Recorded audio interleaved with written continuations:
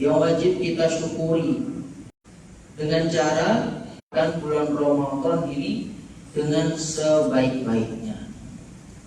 Sebelum Ramadan sering kita dengar kuliah-kuliah bagaimana persiapan tentang Ramadan.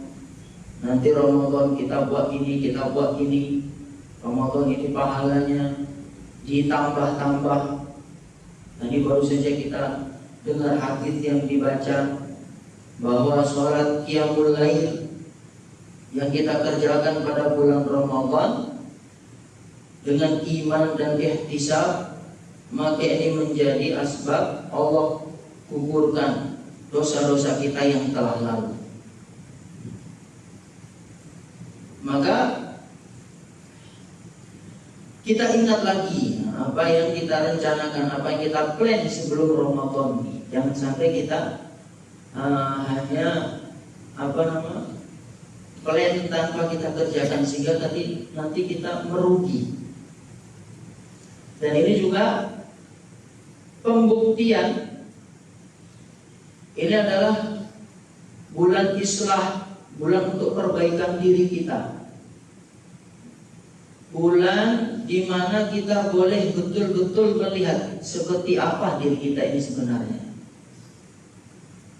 Kalau di luar Ramadan mungkin kita malas beribadah, malas melakukan amalan-amalan sunnah dengan alasan ya diganggu setan, dibisik-bisik oleh setan. Sekarang sudah tak ada lagi setan. Setan sudah diikat. Maka apa yang kita buat pada bulan Ramadan itulah hakikat diri kita.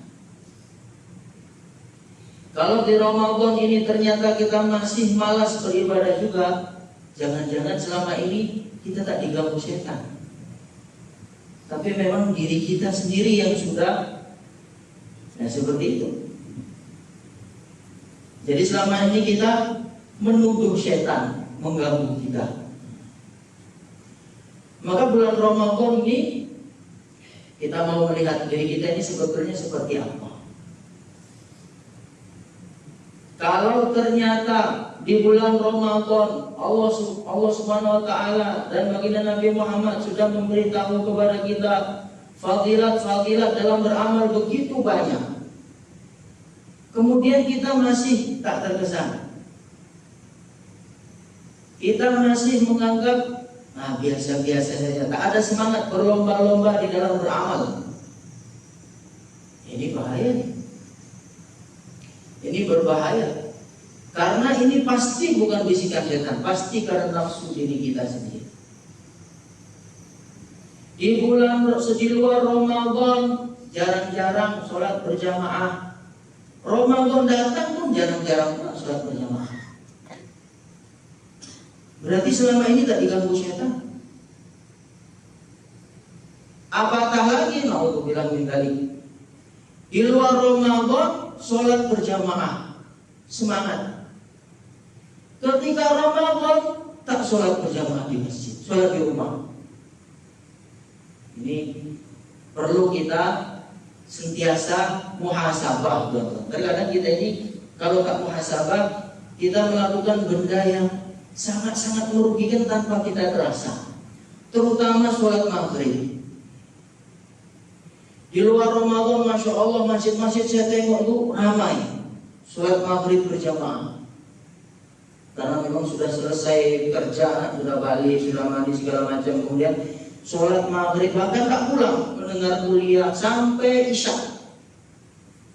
Sedangkan ini ada setan, diganggu setan. Di dalam Ramadan, Masya Allah, mudah-mudahan tak berlaku lagi. Beberapa hari ini sholat maghrib berjamaah jauh lebih sedikit dibanding di luar Ramadan. Macam mana? Alasannya iftar, sumki, makan dengan keluarga di rumah. Kemudian tak sempat sholat maghrib berjamaah di masjid. Ini mesti kita koreksi lagi, teman-teman. Baginda Nabi Muhammad SAW satu ketika datang ke masjid. Kemudian beliau melihat yang sholat berjamaah sedikit, tak banyak. Yang dijelaskan dalam kitab Hayatus Sahabat.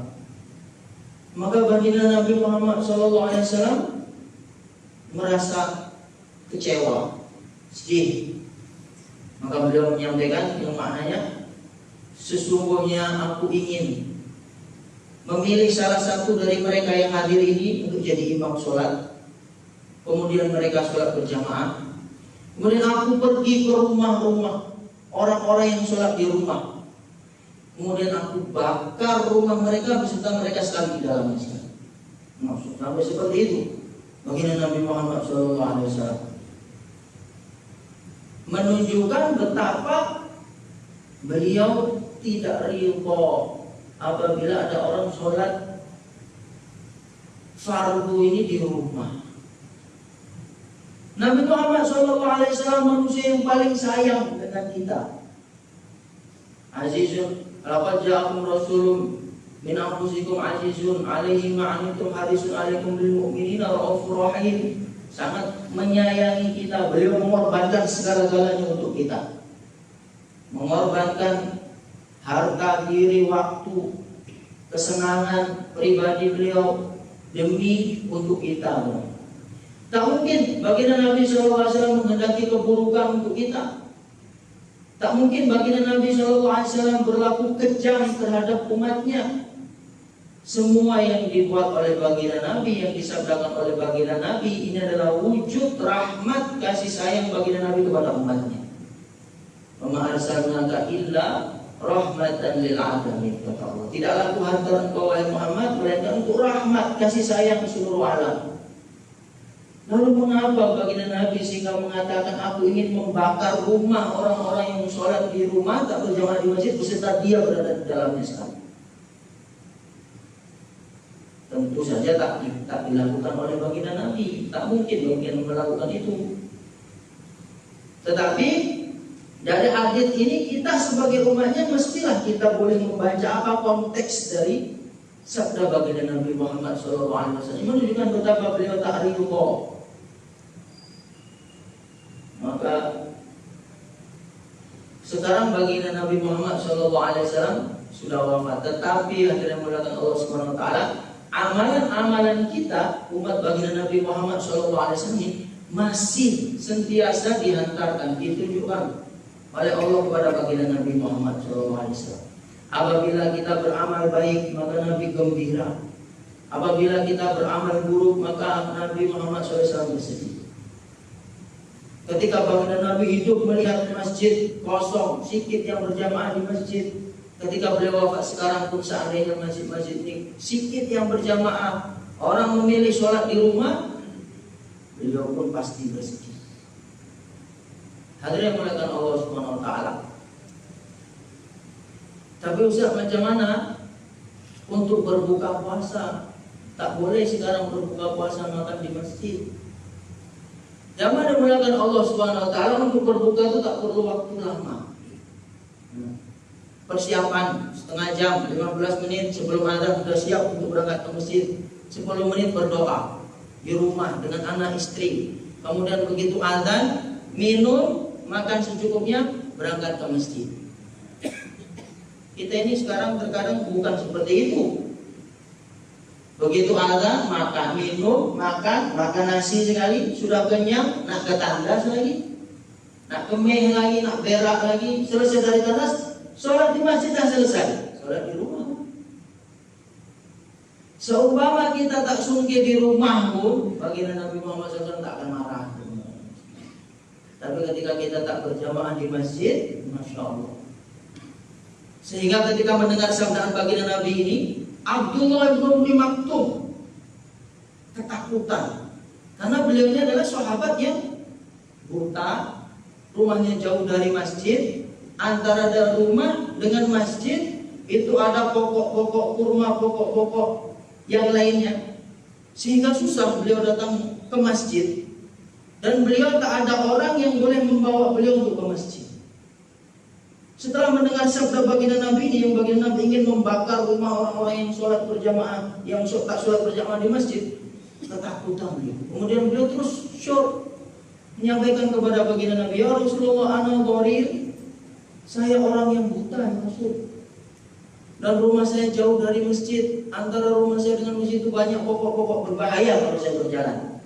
Dan saya tak ada orang yang membawa saya untuk ke masjid. Apakah boleh? Apakah engkau menemukan bagi saya rukhsah keringanan sehingga boleh untuk tak hadir di masjid, menghadiri sholat berjamaah? Maka baginda Nabi SAW bertanya kepada Abdullah bin Umi Maktum, hal sami'tan tidak? Apakah kamu mendengar azan? Apakah kamu mendengar azan? Maka kata Abdullah bin Umi Maktum, iya saya mendengar. Jika demikian datangilah masjid untuk sholat berjamaah. Sedangkan orang yang buta, rumahnya jauh, oleh baginda Nabi pun tak diberi rukhsah untuk ada di masjid. Apatah lagi kita yang tak buta, rumah kita tak jauh pun dari masjid. Kalaupun jauh ada kereta, jalannya pun sekarang Masya Allah. Tapi Ustaz, sholat berjamaah di masjid itu kan hukumnya sunnah. Nah ini Masya Allah, terkadang kita ini sering dengar kisah para sahabat Rasulullah SAW, sehingga supaya kita ini tak memahami agama ini terbalik-balik. Begitu belajar, baca kitab fikah, ternyata hukum sholat berjamaah sunnah. Maka sunnah adalah benda yang apabila dikerjakan dapat pahala, ditinggalkan tak berdosa. Tak berdosa ditinggalkan. La haula wala quwwata illa billah. Setelah tahu sunnah malah ditinggal. Para sahabat radhiyallahu ta'ala ajma'in, kalau kita baca Abdullah bin Umar radhiyallahu ta'ala, suatu ketika beliau berjalan, tiba-tiba beliau berhenti, kemudian datang di satu tempat, kemudian duduk, kemudian balik lagi. Ditanya oleh sahabat yang lain, balik ini yang dibuat. Kenapa kau buat begitu? Saya ingat dulu baginda Nabi lalu di sini, kemudian beliau datang ke situ untuk qada hajat, kemudian balik. Kamu nak qada hajat? Tak, saya tak qada hajat. Saya hanya ingin, karena saya tahu ini sunnah, maka saya buat. Ini sahabat ini begitu tahu ini sunnah, dibuat. Sekarang kita kadang terbalik-balik. Sholat berjamaah dibagi, tahu fadilahnya begitu banyak, begitu belajar fikih, hukumnya sunnah, ditinggal tak berdosa. Terbalik-balik pun. Maka kita berlomba-lomba di dalam bulan Ramadan ini memperbanyak amal, memperbaiki amal kita. Di antaranya sholat. Ini sholat amalan yang paling besar. Bagaimana kita kerjakan sebaik mungkin, terutama dengan cara berjamaah. Yang tadinya di luar Ramadan tak berjamaah, ketika Ramadan berjamaah. Sekurang-kurangnya dulu ketika Ramadan berjamaah, di luar Ramadan berjamaah, ketika Ramadan pun berjamaah. Jangan sampai terbalik. Di luar Ramadan berjamaah, ketika Ramadan tak berjamaah. Ini kan rugi. Kemudian tentang menghidupkan malam bulan Ramadan. Di luar Ramadan tak ada sholat malam qiyamul lail seperti sholat tarawih, qiyamul lail paling tahajud, witir itu saja. Maka di bulan Ramadan ini adalah kesempatan kita untuk memperbanyak amal. Fastabiqul khairat. Berlomba-lombalah kalian dalam kebaikan, dalam ketaatan, dalam memperbanyak amal. Ya Allah Subhanahu wa taala bukan hanya memerintah kita untuk beramal, tapi berlomba-lomba di dalam beramal. Fastabiqul khairat. Berlomba-lombalah kalian di dalam beramal. Dan inilah yang dicontohkan oleh para sahabat radhiyallahu ta'ala ajma'in. Para sahabat ini bukan hanya beramal, tapi mereka berlomba-lomba di dalam beramal. Ingin lebih dari sahabat-sahabat yang lain. Bagaimana kisah yang masyhur antara Abu Bakar dengan Umar radhiyallahu ta'ala anhu. Selalunya Umar ini kalah dengan Abu Bakar dalam beramal. Setiap kali Nabi SAW menyampaikan tentang tawaran amalan, mesti Abu Bakar lebih dari Umar. Maka Umar nih sentiasa berusaha macam mana aku akan mengalahkan Abu Bakar. Fastabiqul khairat, berlomba-lomba dalam kebaikan. Maka suatu ketika pada perang Tabuk, perang yang memerlukan biaya yang sangat besar, ketika itu orang Islam dalam keadaan kekurangan, tempat yang dituju pun begitu jauh, musuh begitu kuat, sehingga perlu dana yang banyak. Maka Nabi SAW menyampaikan kepada para sahabat, menawarkan tawaran agama ini untuk supaya mereka berlomba-lomba. Dan baginda Nabi pun sentiasa begitu, sentiasa membuat tantangan-tantangan supaya para sahabat ini berlomba-lomba. Siapa yang hartanya digunakan untuk fisabilillah, siapa yang hartanya digunakan untuk fisabilillah. Maka datanglah Umar. Pada waktu itu Umar hartanya sedang banyak-banyak. Kata beliau, bila kesempatan aku mengalahkan Abu Bakar. Maka beliau ambil harta setengah, separuh hartanya, dibawa ke baginda Nabi dengan senyum yang lebar. Saat ini aku boleh mengalahkan Abu Bakar. Tak berapa lama kemudian Abu Bakar datang membawa harta yang tak terlalu banyak, masih lebih banyak harta Umar. Tapi baginda Nabi Muhammad SAW yang ditanya bukan berapa yang kamu bawa, berapa yang kamu tinggal. Tanya kepada Umar, berapa yang kamu tinggal wahai Umar? Masih ada sejumlah ini ya Rasul. Aku bagi dua, setengah untuk fisabilillah, setengah untuk keluarga. Ketika Abu Bakar datang ditanya oleh Rasulullah, berapa yang kamu tinggal? Kata Abu Bakar, yang aku tinggal hanya Allah dan Rasul, seluruh hartanya. Maka kata Umar, tak mungkin aku boleh mengalahkan Abu Bakar. Ini para sahabat fastabiqul khairat, berlomba-lomba dalam kebaikan. Dan ini dicontoh oleh ulama-ulama setelahnya, Khalifah Umar ibn Abdul Aziz dari setelah Khulafaur Rasyidin. Tetapi karena beliau ini sangat-sangat adil, sehingga ramai kalangan ulama mengatakan ini khalifah yang kelima, Khulafaur Rasyidin yang kelima, karena begitu adil. Ketika zaman Sayyidina Umar radhiyallahu taala anhu menjadi khalifah, maka beliau maksudnya membaiki cara sahabat di dalam sholat tarawih. Jadi sholat tarawih ini ketika zaman Nabi tak ada, maksudnya tak ada sebutan tarawih, namanya qiyamul lail. Dan demikian juga pada zaman kekhalifahan Abu Bakar As-Siddiq radhiyallahu taala anhu. Dan tidak ada berjamaah. Jadi Nabi pernah sholat malam, kemudian tiba-tiba sahabat menengok Nabi sholat, para sahabat pun bermakmum. Nabi tak sedar. Kemudian malam kedua Nabi sholat lagi, para sahabat pun bermakmum. Itu Nabi sadar, tengok ramai juga orang yang ikut.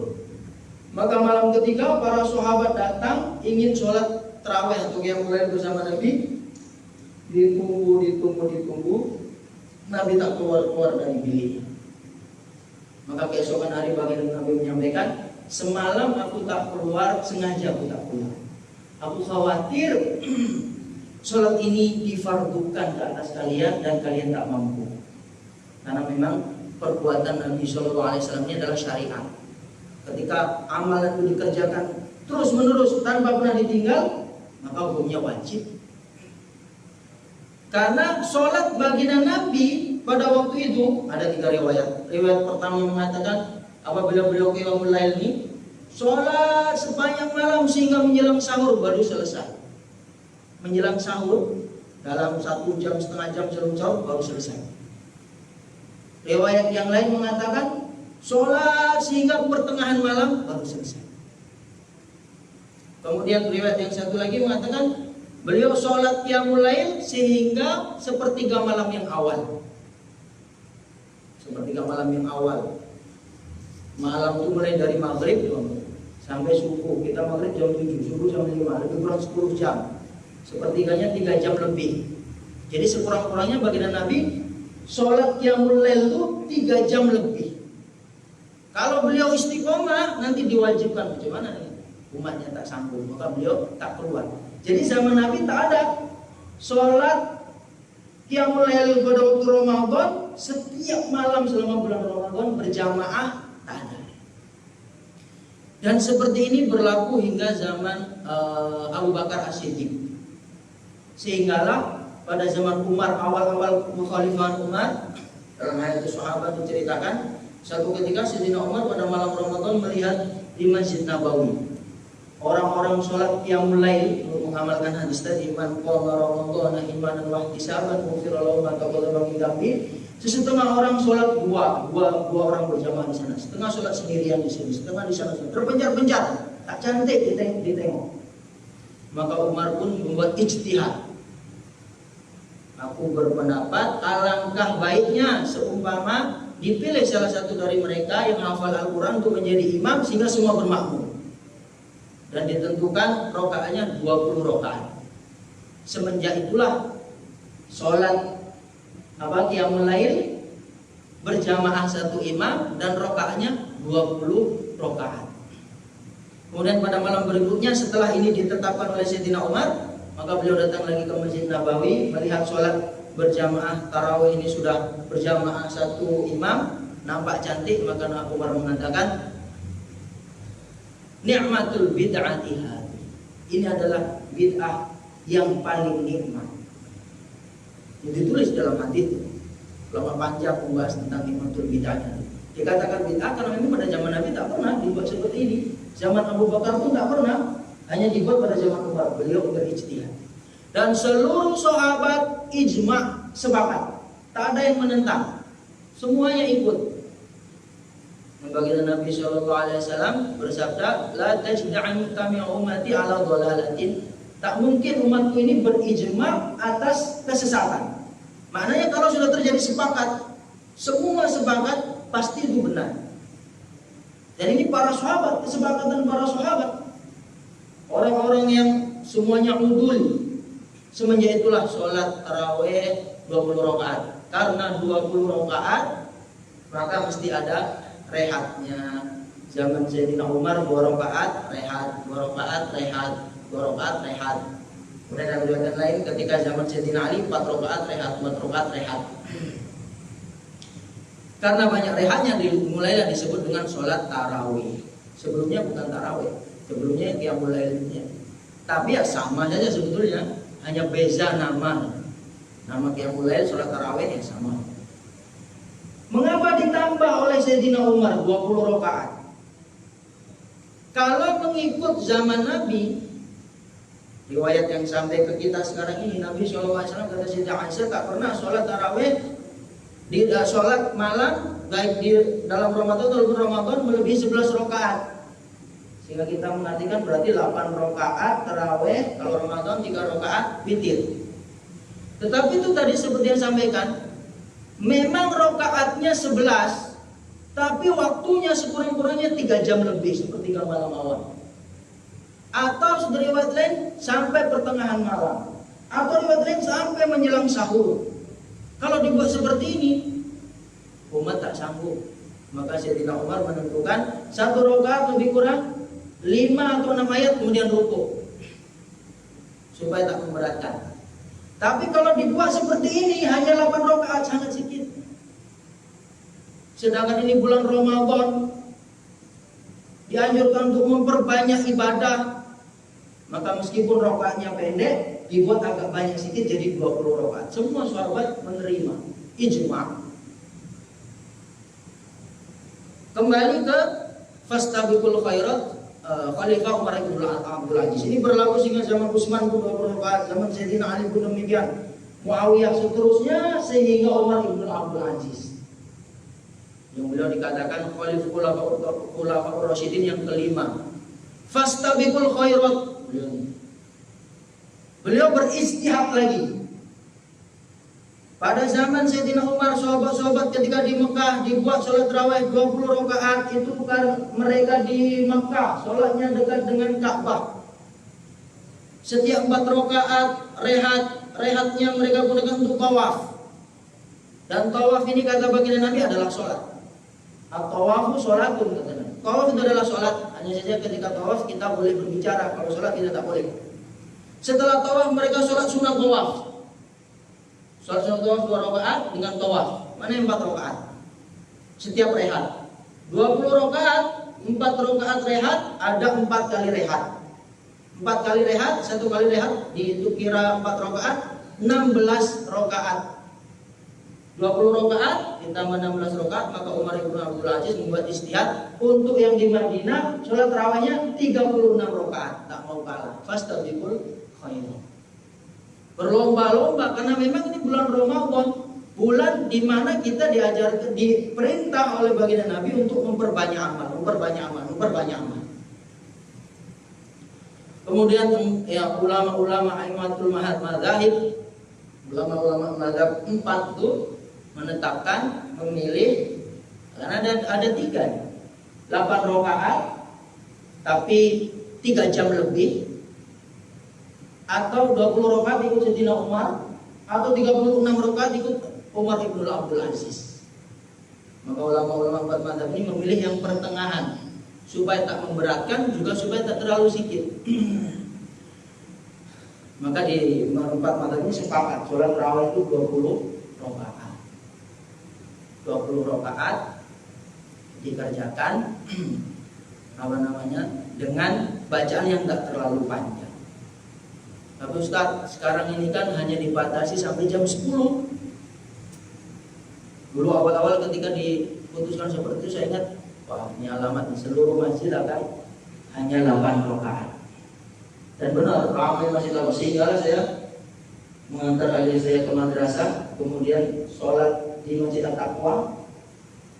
Kemudian saya dengar di sini 20 rakaat dan bacaannya masya Allah tak terburu-buru, tertib. Dalam hati saya, oh, ini boleh selesai jam 10 lebih.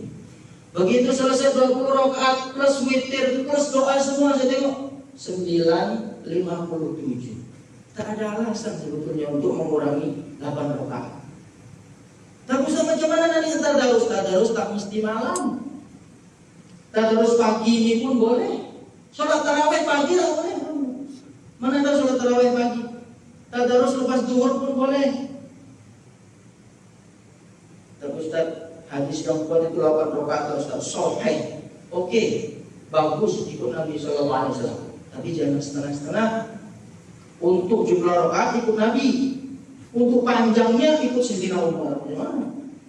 8 rakaat tapi pendek-pendek. Kalau ikut bagian Nabi 8 rakaat 3 jam lebih, atau sampai pertengahan malam, atau sampai menjelang sahur. Ini yang sahih. Ada yang mengatakan Allah Subhanahu Wa Taala. Maka sebetulnya kata kiai saya almarhum Kiai Uzur bin Abdillah rahimahullah taala, pembahasan tentang sholat tarawih ini bukan pembahasan khilafiyah. Karena zaman sahabat sudah ijma. Ijma ini bukan khilafiyah. Khilafiyah itu kalau tak ada ijma. Ketika ada ijma, maknanya semua ulama-ulama sahabat sepakat. Yang ada khilafiyah itu sedikit zaman Umar bin Abdul Aziz. Khilafiyahnya bukan berubah menjadi 8, tapi berubah menjadi 36. Karena fastabiqul khairat. Tapi mustahil ujian akhir zaman ini, masya Allah. Allah alam. Fastabiqul khairat, mengambil yang lebih sedikit, pajahannya pun pendek-pendek. Fastabiqul khairatnya di mana? Fastabiqul khairatnya di mana? Tapi Ustaz, kan boleh mereka setelah pulang dari masjid 8 rakaat boleh tambah lagi. Allah Akbar. Boleh tambah lagi, subhanallah. Yang semua jamaahnya wali-wali semua. Confirm balik ke rumah buka handphone. Buat tusuk 20 rakaat 2 didapat. 20 rakaat 4 sof, 8 rakaat 8 sof. Kalau kita tanam padi pasti akan tumbuh rumput, tanam rumput akan tumbuh padi. Kita buat 20 rakaat, 8 rakaat tetap ada. 20 rakaat, sof 8 sof. 8 rakaat 4 sof hilang. 2 boleh diamal, ada yang kerjakan 8 rakaat, ada yang kerjakan 20 rakaat, 2 boleh diamal. Tapi ketika dibuat 8 rakaat, di masjid 8 rakaat, yang nak 20 rakaat nak sholat dengan siapa? Sholat sendiri. Tak hafal bacaan-bacaan, tak semangat pun. Tak ada fastabiqul khairatnya. Maka fastabiqul khairat ini penting di dalam bulan Ramadan. Fastabiqul khairat ini perintah Allah. Fastabiqu fil amr. Wal amru wal aslul amr lil wujub. Perintah itu kalau dalam usul fiqh asalnya adalah untuk makna wajib, sekurang-kurangnya sunnah. Jadi fastabiqul khairat ini perintah. Kita berlomba-lomba dalam kebaikan, ini perintah. Tentunya tetap kita menjaga keikhlasan. Ustaz, kalau fastabiqul khairat macam itu nanti riya, ditengok orang. Macam mana nak ikhlas? Ada yang mengatakan Allah Subhanahu wa taala, ikhlas itu adalah memurnikan ibadah kita semata-mata karena Allah. Kalau niat kita semata-mata karena Allah, buktinya apa yang Allah perintah kita buat. Al-Qur'annya jelas, fastabiqul khairat, berlomba-lombalah kalian. Allah yang memerintahkan kita untuk berlomba-lomba. Allah perintahkan kita untuk tanafasu, falidzalika falyatanafasil mutanafisun. Berlomba-lomba dalam kebaikan, Allah akan beri pahala, kemudian Allah beri rahmat, Allah masukkan ke dalam surga dengan rahmatnya. Di dalam surga ada banyak kenikmatan, diceritakan kenikmatan-kenikmatan itu. Fabidzalika falyatanafasil mutanafisun. Maka karena hadiah surga inilah hendaklah manusia ini berlomba-lomba. Hal yang mengatakan Allah Subhanahu wa taala, maka bulan Ramadan ini kita manfaatkan sebaik-baiknya untuk berlomba-lomba dalam amalan. Berlomba-lomba ini mesti ada, namanya lomba itu mesti ada lawan. Kalau tak ada lawan, bagaimana boleh dikatakan lomba? Pertandingan itu mesti ada lawan. Kalau tak ada lawan, bagaimana? Mesti ada kawan, mesti ada jamaah. Di madrasah Al-Quran, sebetulnya menghafal Al-Quran di rumah itu pun boleh. Tak wajib menghafal Al-Quran di rumah. Mengapa dibuat madrasah tahfidz? Karena dengan duduk di madrasah tahfidz, tengok kawannya sudah dapat 1 juz, saya masih setengah juz, semangat ya. Kalau di rumah, macam mana boleh bersemangat?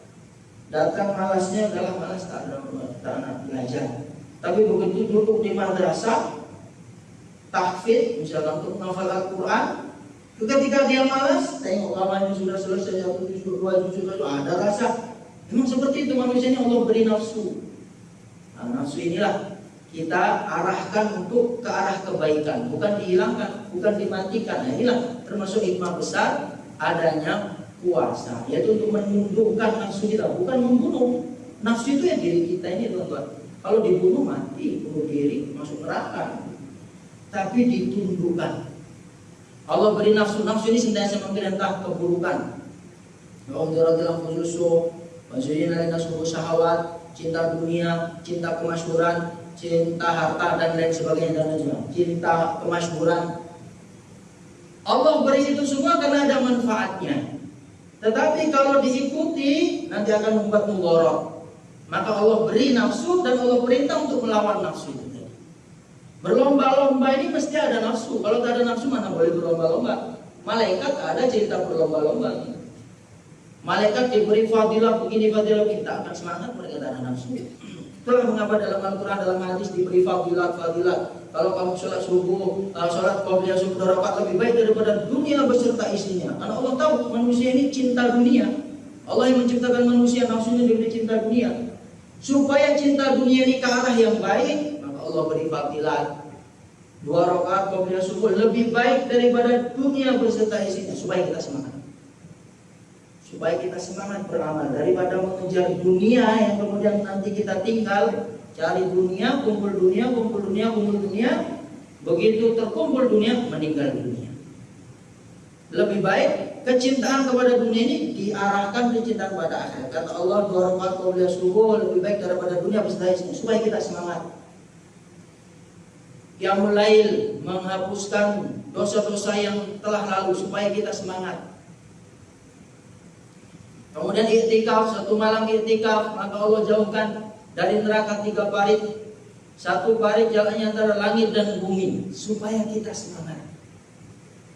Walaupun mesti kita jaga hati kita di dalam mengerjakan itu semua semata-mata karena Allah. Karena Allah perintah saya untuk berlomba-lomba, fastabiqul khairat, maka saya berlomba-lomba. Cari kawan, cari partner supaya ada lomba-lomba. Zaman sekarang Allah mudahkan semua, teman-teman. ada grup WhatsApp, daripada grup WhatsApp untuk menghujing membicarakan keburukan orang, buat grup WhatsApp one day one juz, satu hari satu juz. Siapa yang masuk grup ini, yang sudah selesai satu juz, ditulis namanya, sehingga tengok, wah kawanku sudah selesai satu juz, padahal belum, maka ada semangat. Allah mudahkan zaman kita sekarang ini, teman-teman. Kebaikan pun Allah mudahkan bagi orang yang mau, keburukan pun Allah mudahkan bagi orang yang mau, karena memang sudah mau kiamat. Kata Kiai Mukhlisun rahimahullah taala, ketairu, kalau dana tutup bankrupt ya, maka semua barang dijual murah.